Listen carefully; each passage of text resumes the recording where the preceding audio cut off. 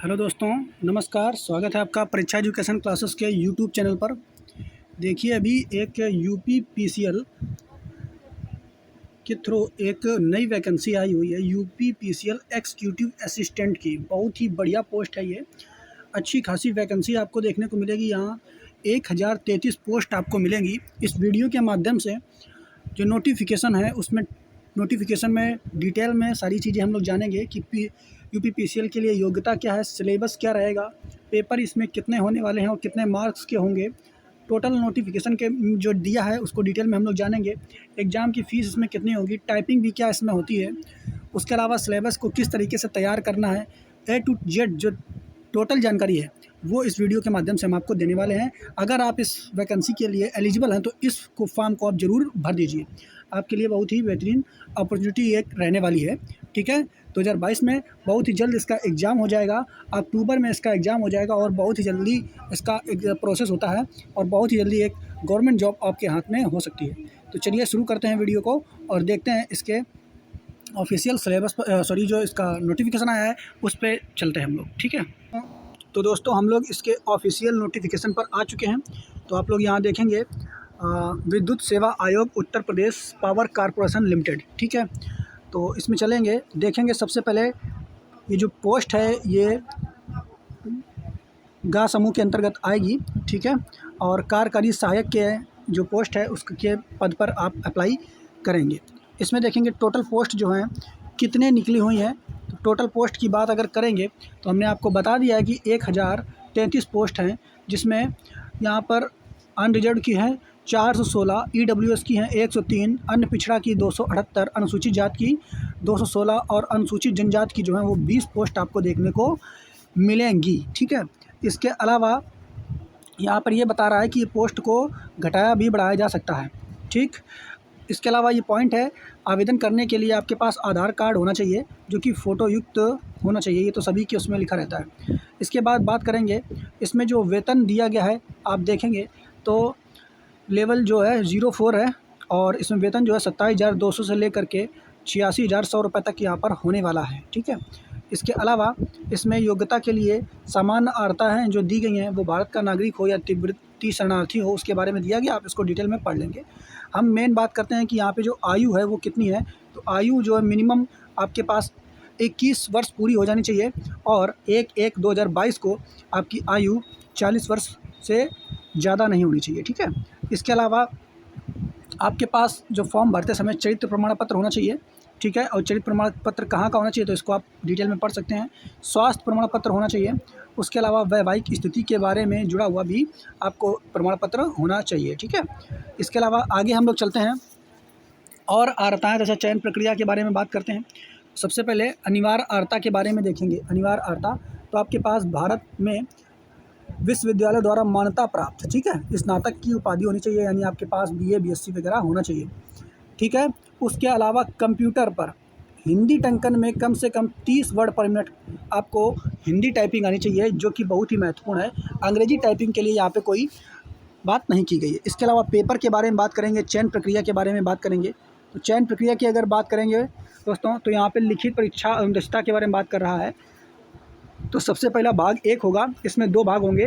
ठीक है, प्रश्न पत्र हिंदी अंग्रेजी भाषाओं में हो सकते हैं। ठीक है, 2 भाषाओं में होगा और लिखित परीक्षा होगा और सीबीटी एग्ज़ाम होने वाला है आपका। ठीक है, सीबीटी एग्ज़ाम होने वाला है, कंप्यूटर बेस्ड टेस्ट होगा। फर्स्ट भाग में अगर देखेंगे तो इसमें क्या होगा, पहला जो पेपर होगा उस पेपर में नीलेट के द्वारा जो ट्रिपल सी कराया जाता है। तो ट्रिपल सी का जो सिलेबस होता है कंप्यूटर का, वही सिलेबस के आधार पर आपको क्वेश्चन दिए जाएंगे। कंप्यूटर का पेपर होने वाला है पहला। ठीक है, ये पहला भाग होगा और इसमें 50 प्रश्न होंगे और प्रत्येक प्रश्न 1 नंबर का होगा और इसमें 1/4 की नेगेटिव मार्किंग होगी। और इस पेपर को जब आप करेंगे तो इसमें आपको कंप्यूटर ज्ञान में कम से कम 20 नंबर लाने होंगे।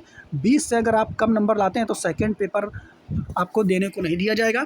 ठीक है, आपको 20 नंबर कम से कम यहाँ पे लाने हैं और जो ये मार्क्स होंगे वो मार्क्स आपके जो है मेरिट में नहीं जोड़े जाएंगे। ठीक है, ये मार्क्स जो हैं ये केवल क्वालिफाइंग नेचर का एग्जाम होगा पहला। ठीक है, बात समझ पाए। कंप्यूटर ज्ञान के प्रथम भाग में प्राप्त किए गए अंक श्रेष्ठता निर्धारण हेतु जोड़े नहीं जाएंगे, यानी क्वालिफिकेशन नेचर के हैं केवल।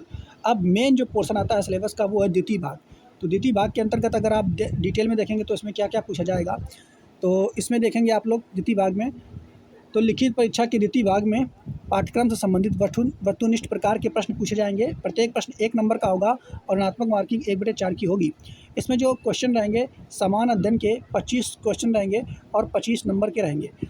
रीजनिंग के तार्किक ज्ञान के 45 क्वेश्चन 45 नंबर के रहेंगे। हिंदी समान हिंदी इंटरमीडिएट स्तर की तो 55 क्वेश्चन रहेंगे 55 नंबर के, और समान अंग्रेजी जो है वो 55 क्वेश्चन रहेंगे 55 नंबर के, जो कि अगर टोटल देखे जाएँ तो टोटल 180 क्वेश्चन रहेंगे और 180 नंबर के होंगे, 1/4 की नेगेटिव मार्किंग होगी। तो सिलेबस आपको समझ में आ गया कि पेपर जो है सेकंड मेन पेपर है और इसी पर आपकी मेरिट लगेगी, इसी के आधार पर आपको पेपर में चयन किया जाएगा। आगे चलते हैं और देखो मेरिट जो है आपको फिर इसके बाद आपका तृतीय भाग में जो है वो क्या किया जाएगा, आपको टंकन यानी टाइपिंग दी जाएगी। ठीक है, लिखा हुआ द्वितीय भाग में लिखित परीक्षा में प्राप्त किए गए अंकों की मेरिट के आधार पर हिंदी व अंग्रेजी टंकन परीक्षा हेतु आमंत्रित किया जाएगा, लेकिन ज़्यादा इसमें आपको हिंदी और अंग्रेजी टंकन करना है। ठीक है, अभ्यर्थी को हिंदी और अंग्रेजी टंकन होते कंप्यूटर पर 5 मिनट की परीक्षा में प्रतिभाग लेना होगा, जिसके आधार पर ही आपको मेरिट में निर्धारण किया जाएगा। ठीक है, आगे देखो इसमें जो हिंदी टंकन है वो है कृति देव 010 या फिर 016 फॉन्ट की ली जाएगी। हिंदी टाइपिंग के बारे में बात कर रहा है। आगे देखो इसके अलावा क्या बोल रहा है, जो आपकी हिंदी टाइपिंग है वो न्यूनतम 30 वर्ड पर मिनट की होनी चाहिए। ठीक, इसके अलावा टंकन के लिए 20 नंबर जो है वो निर्धारित रहेंगे। ठीक है, जबकि अंग्रेजी टंकन जो है वो भी आपको दी गई है, तो 35 वर्ड पर मिनट आपका इसमें होना चाहिए। ठीक है, अन्यथा की स्थिति में आपको कोई अंक नहीं दिया जाएगा। इसके अलावा आप अगर देखेंगे तो टोटल जो परीक्षा हो जाएगी वो 200 नंबर की हो जाएगी। टोटल परीक्षा कितने नंबर की हो जाएगी, 200, क्योंकि द्वितीय भाग जो है वो आपका 180 नंबर का होगा, 20 नंबर का टाइपिंग टेस्ट हो जाएगा तो 200 नंबर का हो जाएगा। हालांकि 50 नंबर का कंप्यूटर का टेस्ट जो है वो भी होगा, लेकिन वो केवल और केवल आपको क्वालिफाइंग नेचर का कराया जाएगा। ठीक है, आगे हम लोग देखते हैं प्रमाण पत्र वगैरह और जाति वगैरह के बारे में बता रहा है। तो आप जिस कास्ट वगैरह के हैं तो आप जाति प्रमाण पत्र OBC जनरल और EWS वगैरह के बारे में जो है वो 31/3/2000 बाद का निर्गत का होना चाहिए। ठीक है, वो आपको दिया गया है, इसमें आप इसको देख सकते हैं। इसके अलावा शॉर्ट लिस्टिंग के बाद जो CBT एग्ज़ाम होगा आपका कंप्यूटर बेस्ड टेस्ट होगा, तो उसमें टाइपिंग के लिए 2 गुना अभ्यर्थी जो हैं वो बुलाए जाएंगे। ठीक है, ये बात भी आपको याद रखना है। आगे और देखेंगे आयु में छूट जो है वो हम आपको बता चुके हैं, आप देख भी सकते हैं कि इसमें SC ST को 5 वर्ष की छूट मिल जाएगी। ठीक है, OBC को 3 वर्ष की छूट यहाँ पर दी जाएगी। ठीक है, आगे आरक्षण की बात करेंगे तो आरक्षण भी आपको यहाँ पर मिलने वाला है। ठीक है, इस वैकेंसी में सभी में मिलता है तो वो आपको मिलेगा।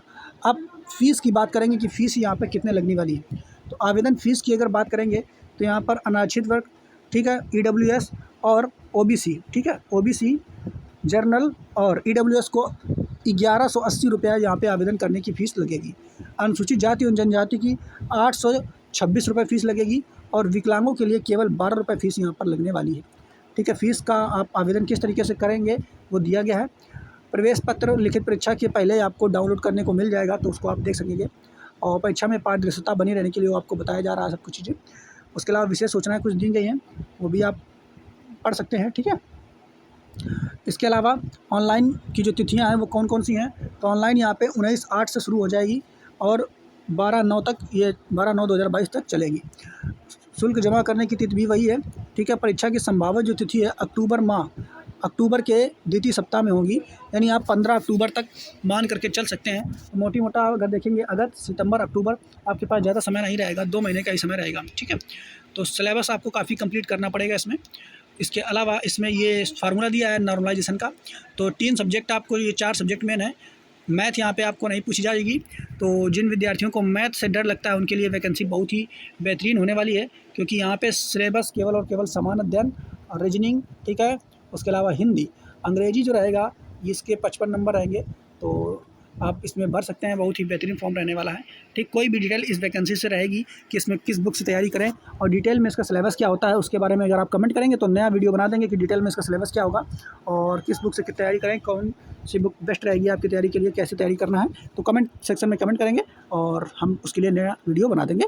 तो चैनल पर आए हैं तो वीडियो को लाइक, सब्सक्राइब और शेयर कीजिए। बहुत बहुत धन्यवाद दोस्तों।